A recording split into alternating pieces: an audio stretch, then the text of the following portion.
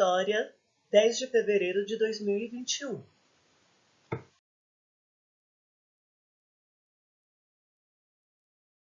Correção da pesquisa no caderno: uma alimentação indígena, um instrumento indígena e uma lenda indígena.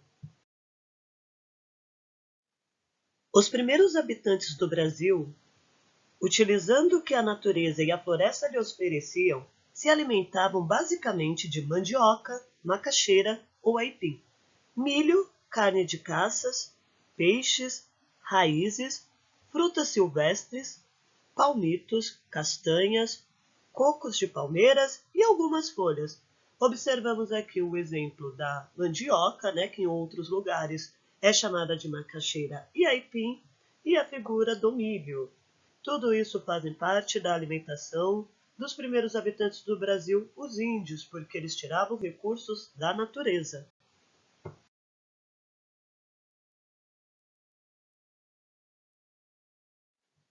Vemos a imagem dos índios se preparando para caçar, indo à caça dos animais, e a outra alimentação que eles buscam, que é a pesca. Então nós vemos um índio com arco e flecha para pescar. Os instrumentos musicais indígenas são o chocalho, flauta, tambor, pios, apistos, bastões de ritmos. Todos os instrumentos musicais são feitos também com recursos da natureza. Existem muitas lendas indígenas. Essas histórias fazem parte da cultura de povos de diversos lugares do mundo e ajudam a retratar história e crenças desses povos ao longo dos séculos.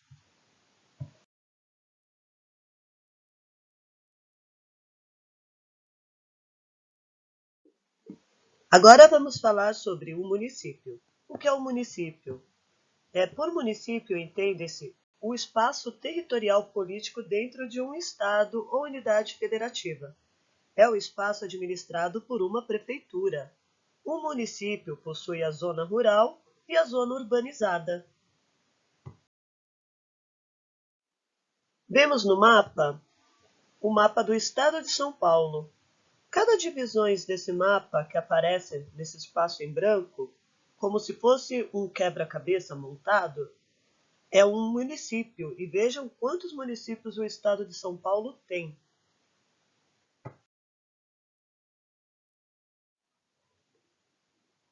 Observe a pintura de Marcelo Romano e Borges de Araújo.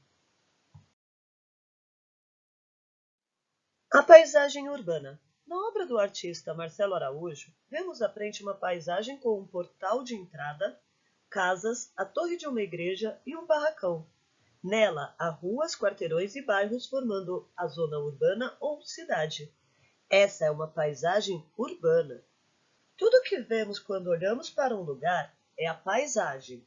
Ruas, pessoas, casas, vegetação, rios, serras, etc.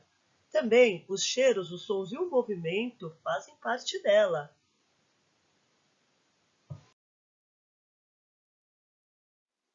As ruas e os quarteirões. As ruas e avenidas da cidade são os locais por onde circulam as pessoas e os meios de transporte. Nelas podem passar pedestres, bicicletas, motocicletas, carros, ônibus e caminhões, que vão de um lugar para o outro. Dos dois lados das ruas pode haver calçadas, praças e construções como moradias, lojas, prédios, etc. Os quarteirões também são chamados de quadras. São as áreas contornadas por ruas ou avenidas que se cruzam. Podem ter tamanhos e formas diferentes, retangulares, triangulares, arredondados ou outros formatos. Aqui nós vemos na imagem a entrada da cidade de Arceburgo, Minas Gerais. Na imagem observa-se que a rua é tranquila, com pouco movimento de veículos e pessoas. Já na imagem abaixo, a Avenida Torquato Tapajós, em Manaus, Amazonas, 2018, nela há intenso movimento de pessoas, carros e caminhões. Então, há uma diferença entre uma imagem e a outra.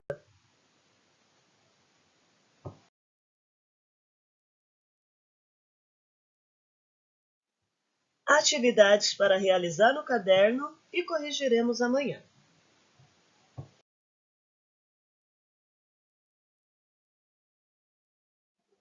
Após ter escrito o cabeçalho, pule uma linha, faça um traçado, escreva Atividades de História, página 109, Respostas, pule uma linha, faz o traçado, 1A. Não precisa copiar o enunciado, tá?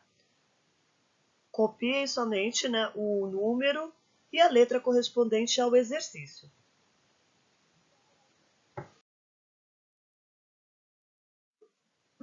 As imagens a seguir, nós vemos a Avenida Conceição, que é a avenida onde é localizada a nossa escola, o Centro Educacional de Diadema. E ao lado, o quarteirão da escola, onde está o Hotel Solov, Eletropaulo, Lanchonete Beatriz e Sotauner. Esse é o quarteirão da escola. Na frente da segunda imagem, temos uma avenida extensa e atrás da nossa escola, a rua é sem saída. Na atividade 1, responda no caderno, usando apenas sua memória, conte como é. A. A rua da sua escola. B. O quarteirão da sua escola. No slide anterior tem as imagens do quarteirão e da rua da escola para vocês relembrarem e ajudar nessa questão. Na atividade 2, vocês escrevam se já perceberam durante o tempo que vocês estudaram no centro educacional se houve mudanças nas paisagens da rua ou do quarteirão da escola. Se vocês perceberam que teve mudança, registrem o que você observou. Se não perceberam mudanças, não, pode colocar que não. Na atividade 3, observe as imagens. A primeira imagem é da Rua dos Andradas em cartão postal de 1915, Porto Alegre, Rio Grande do Sul. Abaixo nós vemos a mesma rua, a Rua dos Andradas, em Porto Alegre, Rio Grande do Sul, em 2016. Após observar as imagens, respondam. A. Quanto tempo se passou entre a produção dessas fotografias da Rua dos Andradas, da primeira fotografia e da segunda fotografia? Ambas têm as datas escritas. Descreva uma característica da Rua dos Andradas em 1915 e outra em 2016. Descrever é falar detalhadamente uma característica que tem nessa rua. O que permaneceu, letra C, o que permaneceu e o que mudou na paisagem da rua nesse período?